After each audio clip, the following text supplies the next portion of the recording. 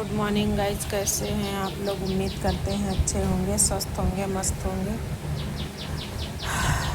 और मैं किस ज़िंदगी से जूझ रही हूँ मैं आप लोगों को बताना नहीं चाहती थी, लेकिन अब बताना पड़ेगा क्योंकि मेरा शरीर देखो सूख गया है ना। और यही मेरी दिसंबर की अक्टूबर की वीडियो देखना मैं कैसी हूँ। तो पता है गाइस, मुझे जो है ना डॉक्टर ने मेरा खून बदलाने के लिए बोला था। और मेरे नसों में, मेरे शरीर में और हड्डियों में इतनी ज़्यादा दर्द है, इतनी ज़्यादा दर्द है कि कुछ कहने को नहीं। लेकिन मुझे ये सब चीज़ों से डर लगता है, लेकिन पैसा भी बर्बाद होता है। ऐसे ही मेरा आदमी जो है ना,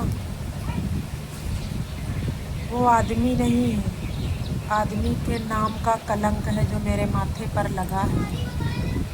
कहता है कि 8 लाख रुपए खर्च कर डाले तुमने, और मेरा बच्चा बीमार था, मैंने उसके ऊपर रुपए लगाए। और एक लड़का बेटा मेरा बड़ा है, जवान है, उसने जो पैसा इधर उधर बर्बाद किया हो, उसने भी बहुत पैसा इधर उधर बर्बाद कर दिया मेरा। और मैं घर में सिर्फ बच्चे संभाला करी बैठकर, और ज़िंदगी भर मैंने अपने बच्चे ही पाले। और अब जब हमारा कमाने का समय आया तो ऊपर वाले ने मुझे उस लायक नहीं छोड़ा। मेरा शरीर दिन पर दिन घटता जा रहा और दर्द बदन में बढ़ता जा रहा, और किडनी तो मेरी ख़राब है ही है, ये मुझे अच्छी तरीके से पता है। लेकिन मैं उन माँ बाप से कहना चाहूँगी जो अपनी लड़कियों की ज़िंदगी बर्बाद कर देते हैं। उन्हें ना मैके का सुख कभी मिलता है, ना ससुराल का सुख मिलता है। और आदमी भी ऐसा किया जो 20-22 साल बड़ा था हमसे। और वो बुढ़ा इतना हरामी है जिसका जवाब नहीं। मुंह पर कुछ और कहता है, पीठ पीछे कुछ और कहता है, और उसके बाद खूब बदनाम करता है। इस तरह मुझे चरित्रहीन भी बताया, बदनाम किया। और फिर भी मैं सोचती हूँ ये ऊपर वाला है ना, कहता है अगर आदमी को माथे से नहीं लगाओगी तो जन्नत नहीं दोज़ख मिलेगी। लेकिन आदमी नहीं था, बाप था, हमारा बाप किया तो हमारे लिए हमारी माँ ने। बाप कभी कमा करके एक नाक की कील लेकर के नहीं दी है मुझे कहीं से अगर सपोर्ट मिलता ना, मैं छोड़ देती। और मैं बहुत हिम्मती थी, लेकिन हमेशा कमाने के बारे में सोचा कि हम कैसे कमाएं, कैसे अपने बच्चों को पालेंगे। ये आदमी तो गांडू है, इसके साथ कैसे ज़िंदगी जिएंगे। लेकिन ज़िंदगी इतनी ख़राब करके हमारी रखी थी कि हम जानते हैं। 22 बार तो मैंने सिर्फ दवा खाई है, बच्चे मिसकैरेज वाली, सन 2012 से 22 तक 22 या 20 तक 22 बार खाई है। और ये हरामी जब मेरे शरीर में कुछ, आज मैं बता देती हूँ, जब मेरे शरीर में दम नहीं बचा, ये बताओ मामूली बात है, कच्चा ब्लड गिरता है, कच्चा ब्लड। और उसके बाद में मैंने इस हरामी से अपना वास्ता कम कर लिया, और ये हरामी मुझे इल्ज़ाम लगाने लगा। आज मैं दुनिया को हकीकत बताती हूँ, मेरी हकीकत। और इसके पीछे मैंने ज़िंदगी बर्बाद, और इसने मुझे बदनाम। मेरे 2 छोटे बच्चे थे, उनको इसने बोला कि ये मेरे नहीं। फिर अभी जब मेरा बाबू खत्म हो गया, छोटा वाला, तो मैं अपने जेठ के घर गई। तो देखा उनकी पोती यानी हमारी पोती एकदम हमारे भैया जैसी मिलते जुलते शकल की, और इसने हमारे बच्चे को भी बदनाम किया। हमारे मोहल्ले में, हमारे पड़ोस में औरतों से कहता था ये हमारे बच्चे नहीं। ये बताओ कोई औरत ऐसे कैसे बर्दाश्त करेगी।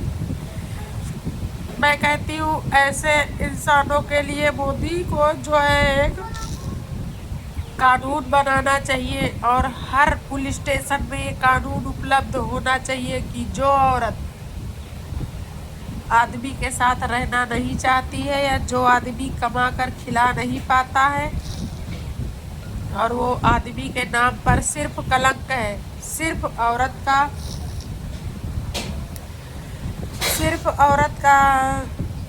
साथ रखना चाहता है औरत को, ऐसे आदमी को चाहिए कि पुलिस वालों को और एसपी और डीएसपी को चाहिए, अगर वो औरत जाए थाने पर, चौकी पर अपनी कंप्लेंट करे, एफआईआर करे, तो पुलिस को उसका साथ देना चाहिए और आदमी से फ़ौरन अलग करवा देना चाहिए। बहुत सारे लोगों की ज़िंदगी बर्बाद हो रही हो। मैं कहती हूँ मेरी तरह कोई ज़िंदगी मत बर्बाद करना। एक औलाद हो उसके सारे ज़िंदगी काट लेना, आदमी ख़राब हो। अगर एक भी औलाद ना हो, दुनिया तुम्हारे ऊपर चाहे जितने इल्ज़ाम लगाए, कुछ भी करे, घर वाले साथ दे या ना दे, एक बार आदमी निकम्मा मिल जाए दोबारा शादी मत कर। और मेरा तो किसी ने साथ ही नहीं दिया। जो मिला सब मतलब के मिले, जो मिला सब मतलब के मिले।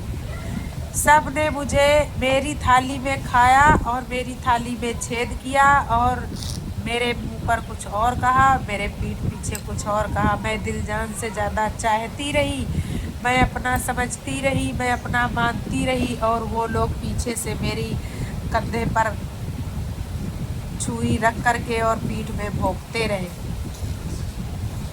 और मैं उन्हें अपना अपना कहती रही और अपना कह कर उनका नाम रोशन कर दिया, और उन्हीं लोगों ने मुझे बदनाम कर दिया। और उन्हीं के वजह से इतना इस आदमी ने भी बदनाम किया, लेकिन उन लोगों ने पीछे मुड़कर एक बार मेरे नहीं देखा, क्योंकि वो लोग तो मतलब के साथी थे ना। कभी नहीं पूछा और न कभी देखा।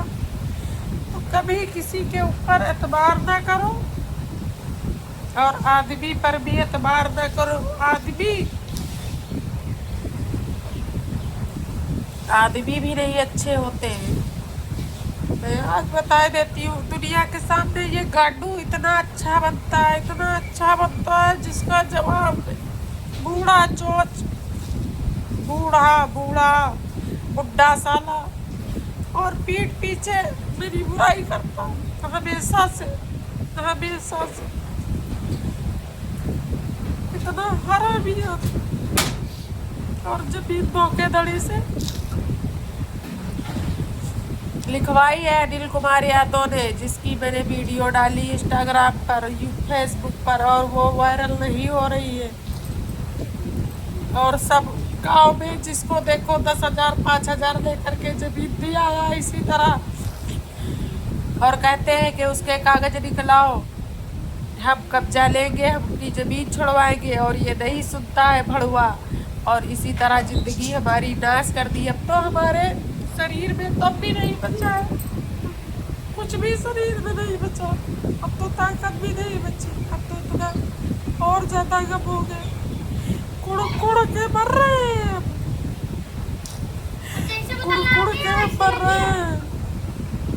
हर तरफ पैसा फंसा, हर तरफ मेरी जान फंसी। मैं यही सोचती हूँ बीच सफर में अगर कुछ मुझे हो गया तो बच्चों का क्या होगा, लेकिन मैं कहती हूँ वही होगा जो मंजूर खुदा होगा।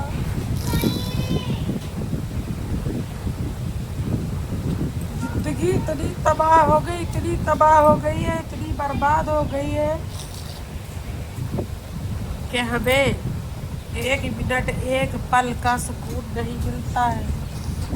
एक मिनट एक पल का सुकून नहीं मिलता है। और जिसने हमें रुलाया, जिसने हमें कहा है, ऊपर वाला उन्हें यहाँ इसका अजर जरूर देगा, यहाँ भी देगा वहाँ भी देगा। जिसने जानबूझकर हमारे साथ नाइंसाफी करी है, जिसने नाइंसाफी करी है हमारे साथ, जिसने हमारे बच्चे को समझ लो तड़पता हुआ छोड़ा है, हमारे बच्चे को तड़पता हुआ मरने के लिए छोड़ दिया, कभी हमारा साथ नहीं दिया, कभी हमारा साथ नहीं दिया। अपना अपना सपने दामन बचाया, अपना अपना उल्लू सीधा कर लिया और बाद में हमको वही राह पर छोड़ दिया जहाँ पर हम पहले थे, वहीं पर हम फिर इस तरह। लोग कहते थे हम तुम्हारे हैं, हम तुम्हारे हैं। जो हम किसी अपने से बात करते तो कहते वहाँ वो हमसे ज़्यादा उनको मानती हो, हमसे ज़्यादा उनको चाहती हो। तो हमने कहा चलो सबसे ज़्यादा तुमको ही चाहते हैं, लेकिन उन्हीं लोगों ने मेरा साथ नहीं दिया, क्योंकि जाड़ा हो रहा था ना। अगर जाड़े में मेरे पास अगर 4 पहिए वाली गाड़ी होती तो मैं बिठा कर न जाने बच्चे को दूसरी जगह दिखाती, कहीं और दिखा लाती जा कर के, लेकिन मैं अकेले बच्चे को नहीं ले जा पाई। ये आदमी ने मेरा साथ नहीं दिया, कभी नहीं पूछा कि बच्चा ठीक है, कहाँ दिखा रही हो, कहाँ नहीं दिखा रही हो। किस लिए? इसलिए क्योंकि वो हर घड़ी में हरासा रहता था और वो हमें बदनाम भी कर चुका था।